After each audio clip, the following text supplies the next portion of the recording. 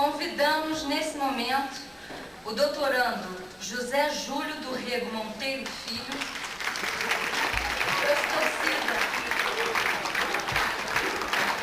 para a leitura do discurso da turma.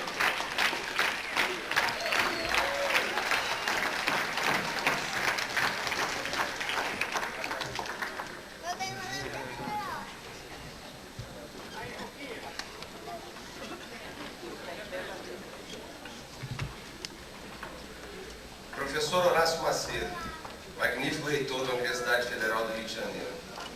Professor Alfred Leme, digníssimo diretor em exercício da Faculdade de Medicina. Professor Walterzinho, paraninfo da turma. Professores homenageados. Distintas autoridades presentes ou representadas. Ilustres professores e colegas. Senhoras e senhores, caros pais. Eu queria falar um pouco sobre esses últimos 6 anos, que passaram de uma maneira tão rápida que às vezes é difícil acreditar que não sou mais um adolescente. Eu entrei na faculdade vindo de um mundo conhecido, onde eu era super protegido. Entrei com a cara e a coragem, me sentindo adulto, mas esperando, a cada dia, o aparecimento de um tutor que me guiasse, como eu sempre havia sido guiado. Em alguns momentos, encontrei mais que professores. Tive mestres que foram amigos e me mostraram o pensamento científico pela sua ótica apaixonada. Mas isso ainda não me parecia suficiente, pois essas pessoas surgiam como exceções. Procurei então meus colegas. Nós andávamos em bando pelos corredores, em bando na hora do almoço, da chegada e da saída. Não havia liderança óbvia, mas quando um ia em frente, era seguido pelos outros. A faculdade é um mundo onde se tem que aprender a conviver com o anonimato absoluto, com a inexistência de um espaço próprio. De repente veio o susto, porque eu percebi que estava sozinho e que, dali em diante, não haveria mais conselhos, exceções à regra. O meu espaço se transformou em conceito móvel. Eu pertencia ao lugar onde estavam esses meus 80 companheiros. Na hora da indecisão, da dúvida, quem orientava era o colega da cadeira ao lado. E foi assim que eu cresci, amadureci, criando um novo tipo de família, às custas de um convívio diário de quase 8 horas. Existiam os membros mais próximos, os mais distantes, os irmãos, os primos de terceiro grau. Com o correr dos anos, eles variavam, afastando-se ou aproximando-se. Mas eram todos da minha turma. Eu senti orgulho e vergonha por todos eles. Agradeço as coisas terem acontecido como aconteceram, já que não poderia ter sido de outro modo. Num instante, não conhecia ninguém. E quando abri os olhos, aqueles estranhos já pertenciam à minha parte mais íntima.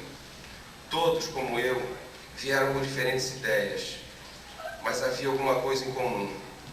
São hoje meus velhos amigos. Porém, a medicina dos meus 17 anos, cheia de curas milagrosas e olhos agradecidos, não chegava nunca. Foi duro começar a acreditar que ela não existia. Na verdade, minha carreira me foi sendo apresentada em doses homeopáticas. Inicialmente, era só vestir um branco impecável e almoçar no H1, sem pedir crachá emprestado.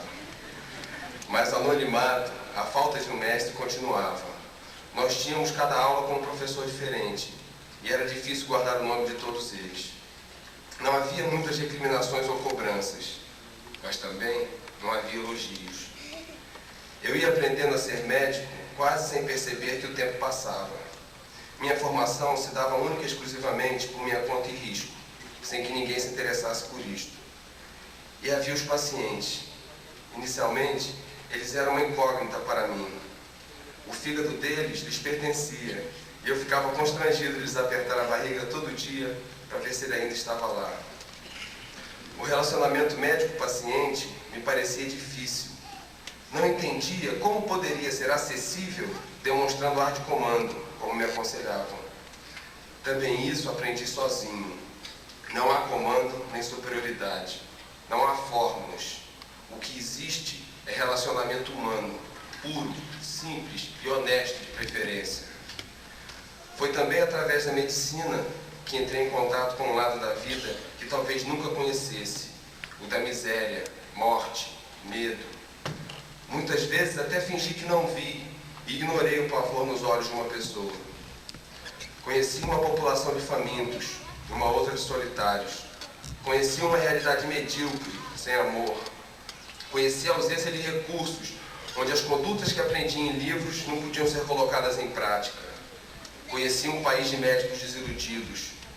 Não desculpo a incompetência e o descaso, mas reconheço o desespero de se receitar um remédio mais caro que o salário mínimo, de ter sempre que remediar, quando o ideal seria a educação e promoção da saúde.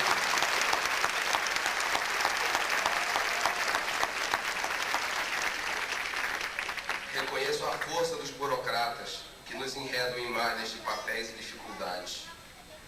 Mas também conheci a outra face, a face da solidariedade humana, da valorização da vida, da falta de preconceitos.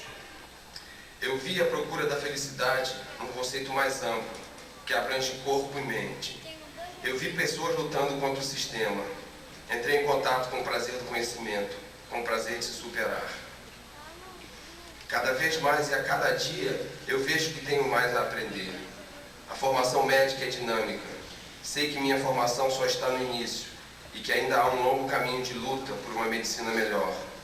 Uma medicina voltada não apenas para os métodos e tecnologia, mas que também seja humanitária, no mais amplo significado dessa palavra. Onde o fato de ouvir uma história com interesse pode valer mais para o paciente que toda conduta terapêutica posterior, e que algum tempo dedicado à discussão da doença pode encurtar em muito o tempo necessário para a terapêutica e diminuir a insegurança e a ansiedade. Uma medicina onde existe a consciência de que, no mínimo, podemos conversar. O currículo para a formação de um médico generalista serve mais como um alerta para a volta da relação mais estreita entre médico e paciente, do que para o afastar de uma especialização necessária. A procura de um mestre e tutor ideal recaiu naquelas pessoas que souberam aliar a técnica ao sentimento, que não colocaram o conhecimento acima da pessoa. Destacavam-se para mim aqueles que, além das páginas dos livros, nos guiavam para o contato com os pacientes e nos mostravam sua arte, tão mais bonita quanto mais humana, nos aproximando do indivíduo e não da doença. Que a medicina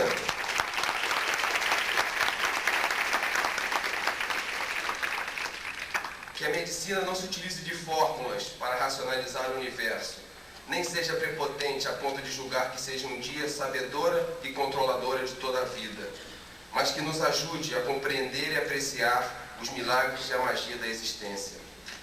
Porque agora eu sei que o conhecimento médico pertence à humanidade e não deve ser restrito aos profissionais da área. A saúde é responsabilidade de todos e, principalmente, a própria saúde é responsabilidade de cada um. E apesar desta luta tão solitária que se apresenta, podemos contar com aqueles que ao longo de todo esse tempo se destacaram, transformando-se em amigos, quase irmãos. É com essa esperança de amizade, de solidariedade, que nos sentimos com força para continuar em um caminho que praticamente se inicia agora. É por esse companheirismo que não queremos nunca sentir vergonha de pedir ajuda, e sim um orgulho enorme de ter criado amigos dispostos a ajudar, de pertencer a grupos dentro de uma turma que tem se mostrado até hoje uma família, que apesar de brigas, divórcios, etc., é sempre acolhedora. E hoje eu sou médico.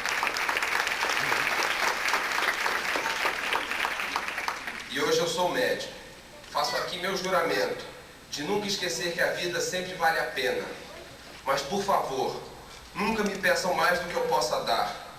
Nunca me cobrem coisas que extrapolem a minha condição de ser humano.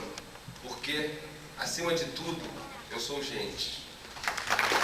Esse discurso é da autoria da Silvana, Cláudia Regina,